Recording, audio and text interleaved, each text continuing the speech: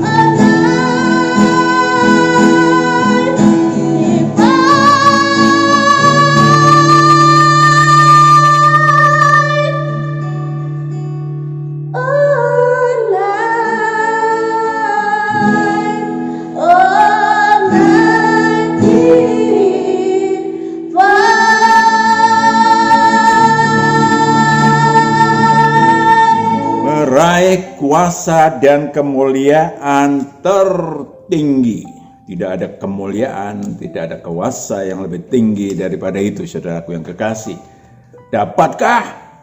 Ini bukan megalomani, tetapi fakta ilahi yang disediakan bagi roh Anda kelak, yang berhasil kembali ke surga kekal. Nah, saudaraku yang sadar jati diri, yang rohnya sadar bahwa turun ke bumi untuk menggapai cita-cita ilahi, menjadi anak Allah, itu namanya sadar jati diri. Nanti bisa saudara lihat di tayangan yang jauh sebelumnya. Silahkan kita memperjuangkan, melatih diri untuk memiliki kuasa dan kemuliaan tertinggi, untuk dibawa pulang ke surga kekal kelak.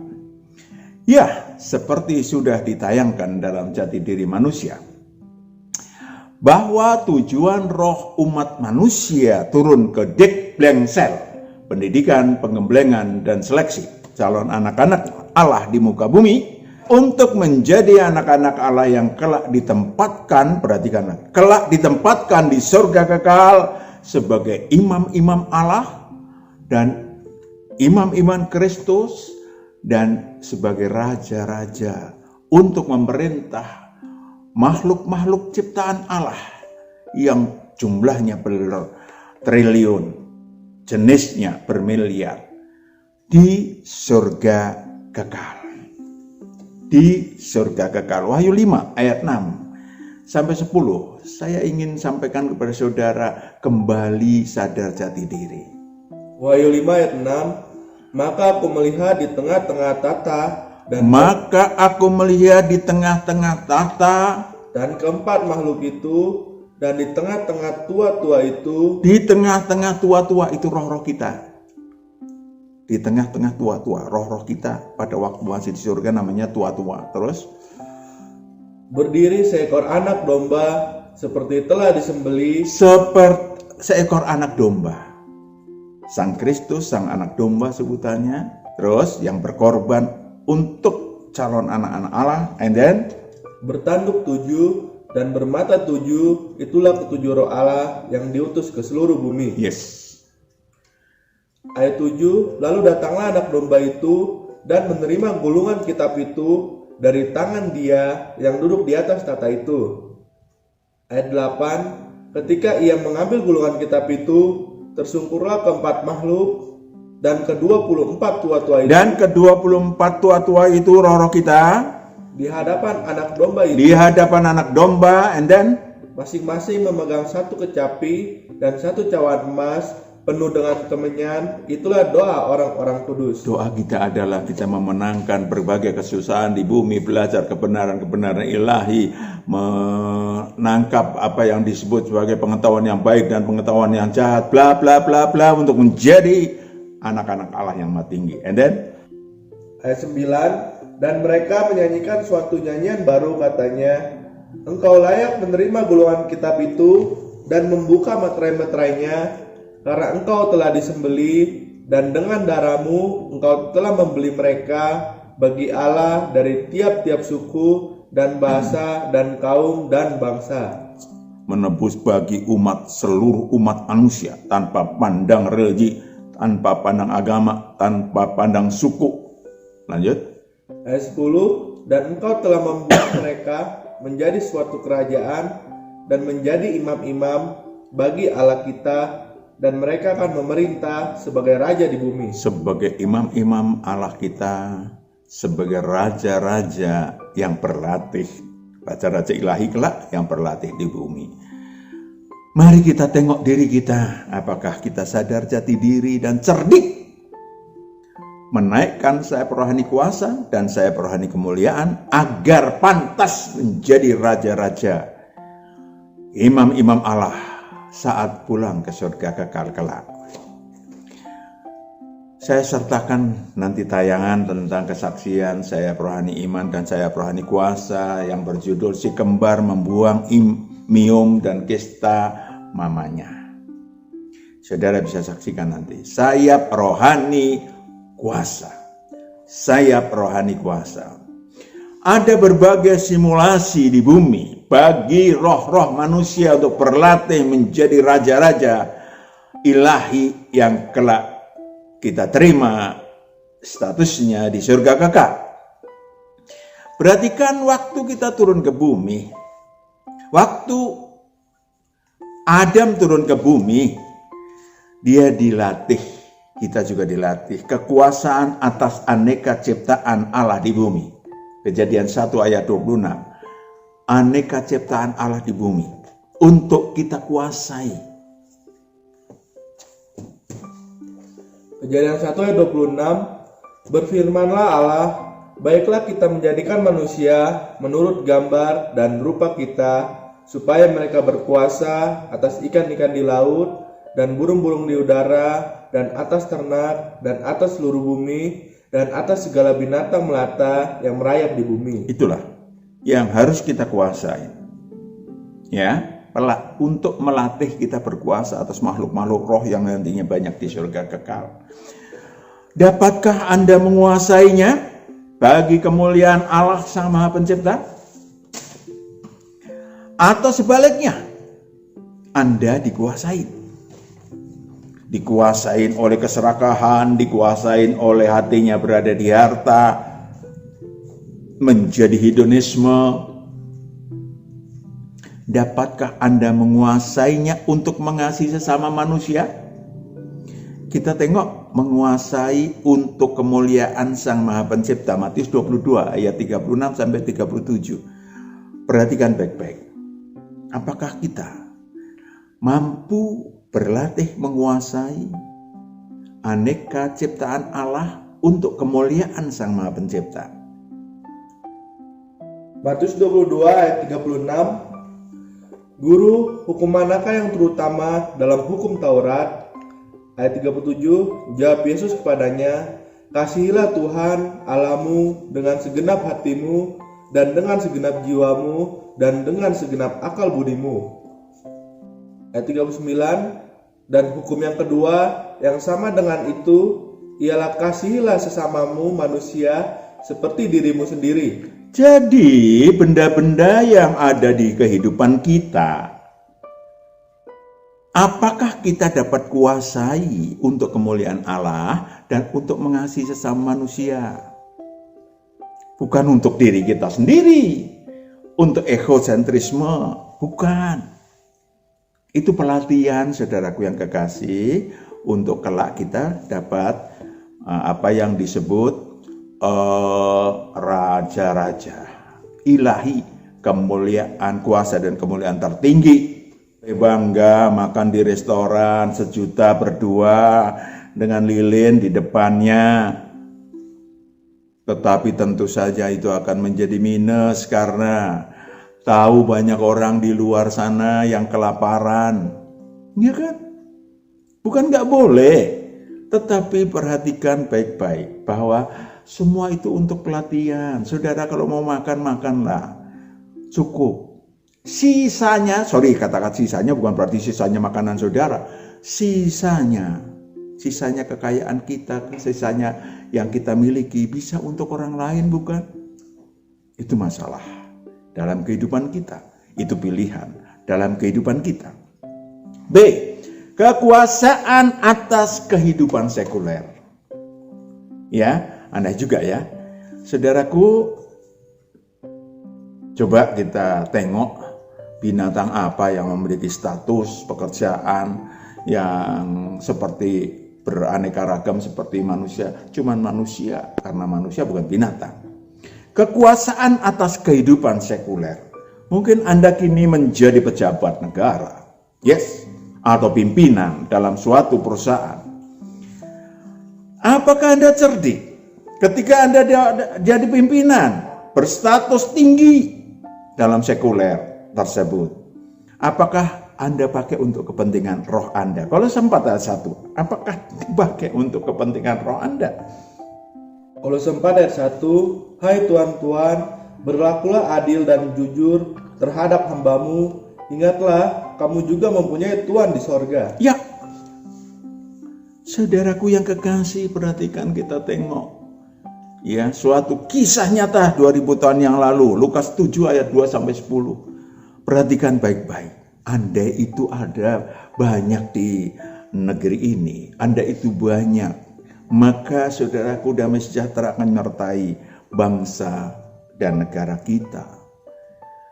Lukas 7 ayat 2 sampai 10. Lukas 7 ayat 2. Di situ ada seorang perwira yang mempunyai seorang hamba yang sangat dihargainya. Sangat dihargai. Hamba sangat dihargai. Dan hamba itu sedang sakit keras dan hampir mati.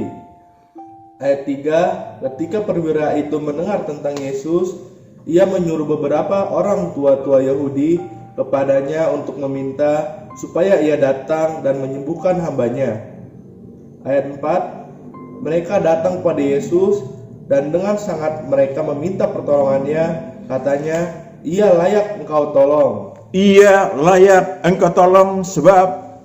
Ayat 5, sebab ia mengasihi bangsa kita dan dialah yang menanggung pembangunan rumah ibadat kami. Luar biasa. Dan dia bukan beragama yang sama dengan orang Yahudi, saudaraku. And then, Ayat 6, lalu Yesus pergi bersama-sama dengan mereka. Ketika ia tidak jauh lagi dari rumah perwira itu menyuruh sahabat-sahabatnya untuk mengatakan kepadanya, Tuhan, janganlah bersusah-susah, sebab aku tidak layak menerima Tuhan di dalam rumahku. Ayat 7, sebab itu aku juga menganggap diriku tidak layak untuk datang kepadamu. diriku tidak layak datang kepadamu. Luar biasa perwira tersebut. Dan Tetapi katakan saja sepatah kata, maka hambaku itu akan sembuh. Ayat 8, sebab aku sendiri seorang bawahan, dan di bawahku ada pula prajurit. Jika aku berkata kepada salah seorang prajurit itu, pergi, maka ia pergi, dan kepada seorang lagi, datang, maka ia datang. Dan Ataupun kepada hambaku, kerjakanlah ini, maka ia mengerjakannya. Ayat 9, setelah Yesus mendengar perkataan itu, ia heran akan dia, dan sambil berpaling kepada orang banyak yang mengikuti dia, ia berkata, aku berkata kepadamu, imam sebesar ini tidak pernah aku jumpai. kerendahan hati, ketulusan, penuh kasih itu bagian besar daripada iman, saudaraku yang kekasih. And then ayat 10. Ayat 10, dan setelah orang-orang yang disuruh itu kembali ke rumah, didapatinya lah hamba itu telah sehat kembali. Wow, ada kuasa yang muncul dari ketulusan hati, yang muncul dari kerendahan hati, yang muncul dari iman dan penuh kasih. Manusia Yesus telah memberi contoh kepada kita 2000 tahun yang lalu, saudaraku. Ibrani 5 ayat 6 sampai 10.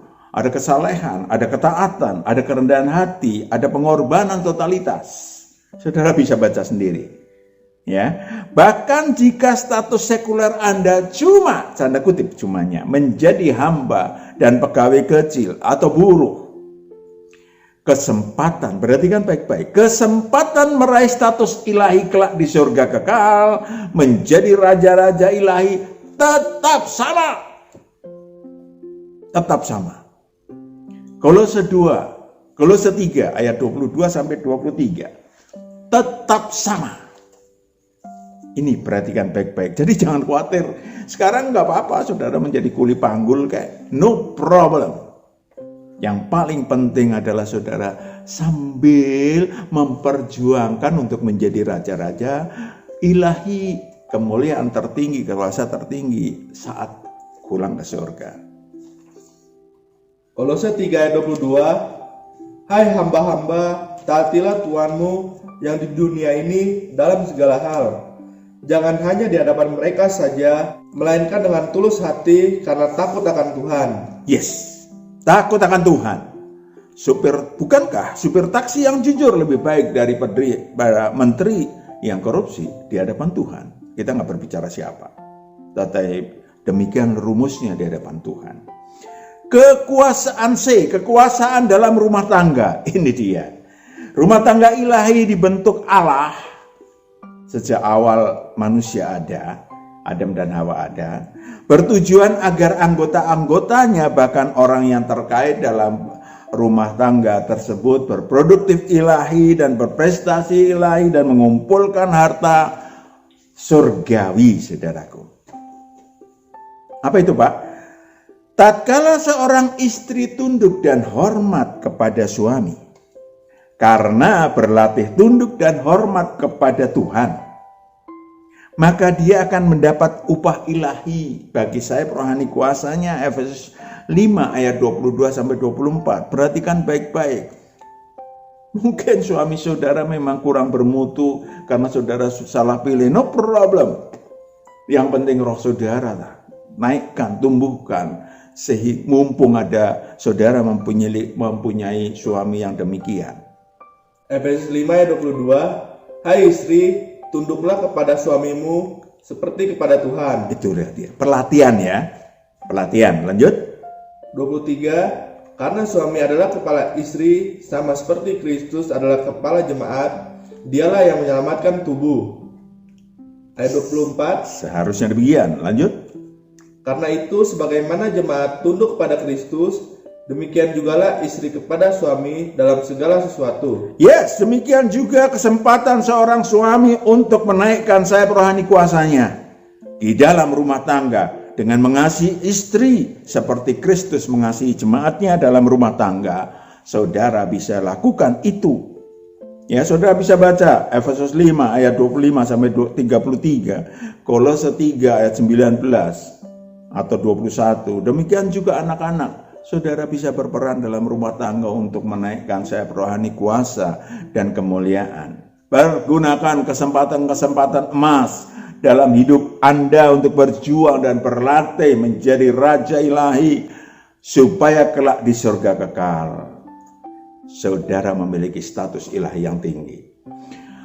Kita semakin takut dan tersungkur di hadapan Tuhan. Lebih bahkan dari sebelum kita turun ke bumi. Dengan demikian saudara akan memberikan, karena roh Allah, Tuhan Allah sangat peduli pada roh manusia, roh saudara dan roh saya. Jika tubuh saudara, tubuh saya membantu roh saya, maka Tuhan dengan mudahnya akan memberikan usia panjang, dengan mudahnya akan memberikan kesehatan dan damai sejahtera. Sekarang yang kedua adalah sayap rohani kemuliaan. Kita memiliki sayap rohani kemuliaan, digambarkan sebagai mahkota emas sewaktu roh kita berada di surga kekal, yang kita lemparkan, dan artinya kita tersungkur di hadapan Allah yang Maha Esa. Wahyu 4 ayat 4, Wahyu 4 ayat 8 sampai 10, saudara bisa baca. Ya, supaya semuanya ikut di dalamnya, tidak hanya mendengar tapi menjadi pelaku, pembaca firman dan pelaku di bumi. Sayap rohani harus dikembangkan secara pesat agar roh kita pantas menjadi imam-imam Allah yang Maha Tinggi. Di bumi, sayap rohani kemuliaan harus dikembang pesatkan agar roh kita pantas menjadi imam-imam Allah yang Maha Tinggi saat di surga kekal kelak. Takut akan Allah ialah membenci kejahatan, membenci kesombongan, membenci keserakahan, dan seterusnya. Karena itu adalah awal daripada hikmat ilahi yang akan diberikan Tuhan pada manusia. Begitu banyak simulasi di muka bumi yang dapat menaikkan dengan pesat sayap rohani kemuliaan. Begitu banyak pencobaan, begitu banyak kesusahan, apalagi yang sekarang, yang dapat Anda menangkan untuk memperoleh mahkota kehidupan. Yakobus 1 ayat 2 sampai 4. Perhatikan baik-baik. Penting sekali bagi saudara. Yakobus 1 ayat 2, saudara-saudaraku, anggaplah sebagai suatu kebahagiaan. Kebahagiaan, perhatikan. Apabila kamu jatuh ke dalam berbagai-bagai pencobaan. Ayat 3, sebab kamu tahu bahwa ujian terhadap imanmu itu menghasilkan ketekunan. Ayat 4, dan biarkanlah ketekunan itu memperoleh buah yang matang. Buah yang matang. Supaya kamu menjadi sempurna dan utuh dan tak kekurangan suatu apapun. Sempurna dan utuh. Ayat 12, tak kekurangan suatu apapun. Ayat 12, berbahagialah orang yang bertahan dalam cobaan, sebab apabila ia sudah tahan uji, ia akan menerima mahkota kehidupan yang dijanjikan Allah kepada barang siapa yang mengasihi Dia. Tentu saja tidak mudah, yes. Karena munculnya pencobaan selain dari keinginan tubuh alamiah kita sendiri. Saudara bisa baca sekali lagi Yakobus 1 ayat 14 sampai 15, juga ditawarkan oleh iblis. Lukas 4 ayat 5 sampai 7 ditawarkan. Lukas 4 ayat 5 sampai 7 kita sudah berulang-ulang baca, tetapi supaya kita sadari bahwa iblis juga menawarkan kepada kita, saudaraku yang kekasih. Lukas 4 ayat 5, kemudian ia membawa Yesus ke suatu tempat yang tinggi, dan dalam sekejap mata ia memperlihatkan kepadanya semua kerajaan dunia. Itu banyak orang menganggap tertinggi, padahal nggak ada apa-apanya. Lanjut. Ayat 6, kata iblis kepadanya, segala kuasa itu serta kemuliaannya akan kuberikan kepadamu. Sebab semuanya itu telah diserahkan kepadaku, dan aku memberikannya kepada siapa saja yang kukendaki. Ayat 7, jadi jikalau engkau menyembah aku, seluruhnya itu akan menjadi milikmu. Menyembah aku, akunya iblis, tapi yang disembah adalah uang, harta, ketergantungan sama banyak duniawi, bla bla bla, hedonisme dan lain-lain. Itu menyembah iblis. Kenapa? Karena hatinya berada di dalam harta. Tentu saja sekali lagi saudara harus menguasai tubuh alamiah saudara. Roh saudara harus menguasai tubuh alamiah saudara. Sebagai makhluk dinamis, semuanya terpulang kepada saudara dan saya untuk menentukan pilihan. Tuhan memberikan, silahkan memilih. Kemuliaan duniawi, emas, perak, permata, rumah, mobil mewah dan lain-lain, semuanya sebetulnya hanya simulasi. Semua alat simulasi bagi kemuliaan yang sesungguhnya, kemuliaan yang tertinggi yang ada di surga kekal. Iblis memang menawarkan aneka kemuliaan, kemewahan duniawi. Saudara bisa baca Wahyu 17 ayat 4. Maupun kedudukan duniawi, saudara bisa baca Wahyu 17 ayat 2. Wahyu 18 ayat 3. Yang menggiurkan tubuh alamiah manusia. Semua itu adalah fana. Yang akan menjadi penyesalan yang panjang bagi setiap roh manusia, yang dapat menguasai, yang tidak dapat menguasai tubuhnya. Penyesalan, saudara bisa baca Wahyu 18 ayat 9 sampai 19, dan menjadi kebahagiaan roh manusia yang sadar ilahi. Wahyu 18 ayat 20. Perhatikan, saudara tinggal milih, tidak sadar ilahi atau sadar ilahi. Kalau sadar ilahi, tidak akan pernah, roh saudara tidak akan pernah menyesal. Wahyu 18 ayat 20, bersukacitalah atas dia, hai sorga, dan kamu, hai orang-orang kudus, rasul-rasul, dan nabi-nabi, karena Allah telah menjatuhkan hukuman atas dia karena kamu. Ya, saudaraku yang kekasih, mereka mendapatkan hukuman. Karena menuhankan iblis, menuhankan benda, menuhankan harta, bla bla bla. Beberapa konglomerat yang sadar ilahi membagikan 90% hartanya kepada umat manusia. Banyak orang kaya yang rohnya mati karena tubuhnya tenggelam dalam kemuliaan duniawi, maka tidak dapat masuk kerajaan Allah. Kasihan saudaraku yang kekasih. Matius 19 ayat 23 sampai 24. Sulit sekali orang kaya, sulit sekali orang yang memiliki kemuliaan, kuasa dan kemuliaan duniawi untuk masuk kerajaan Allah. Matius 16 ayat 23, Yesus berkata kepada murid-muridnya, aku berkata kepadamu, sesungguhnya sukar sekali bagi seorang kaya untuk masuk ke dalam kerajaan sorga. 24 ayat 24, sekali lagi aku berkata kepadamu, lebih mudah seekor unta masuk melalui lubang jarum daripada seorang kaya masuk ke dalam kerajaan Allah. Ya, mari kita yang sadar, baik yang sudah kaya maupun yang belum, kita masuk kerajaan Allah di bumi. Supaya kita bisa meraih kuasa dan kemuliaan tertinggi, karena di dalamnya kita bisa berlatih.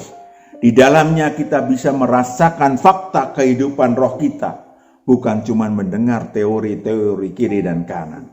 Lalu ambil bagian dalam kodrat ilahi supaya sayap-sayap rohani yang kita miliki berbuah, supaya tumbuh berkembang pesat selama di bumi, sehingga kuasa dan kemuliaan tertinggi dapat benar-benar saudara rasakan untuk dibawa pulang ke surga kekal, menjadi memiliki roh saudara memiliki kuasa dan kemuliaan tertinggi. Amin. Amin, kita berdoa. Bapa di surga, inilah anak-anakmu yang mendengarkan kebenaran daripadamu. Mari Bapa, Engkau memberkati. Engkau memeteraikan kata dan kalimat yang Engkau nyatakan kepada hati anak-anakmu. Supaya Engkau juga mengembangkan kebenaran-kebenaran itu. Sehingga anak-anakmu boleh berada dalam kerajaan Allah, tumbuh rohnya dan berbuah, hidup rohnya, dan kemudian kelak bisa pulang ke surga kekal. Dalam nama Kristus Yesus hamba serahkan seluruh anak-anakmu ini yang engkau kasih. Haleluya. Amin. Sampai jumpa. Tuhan berkati.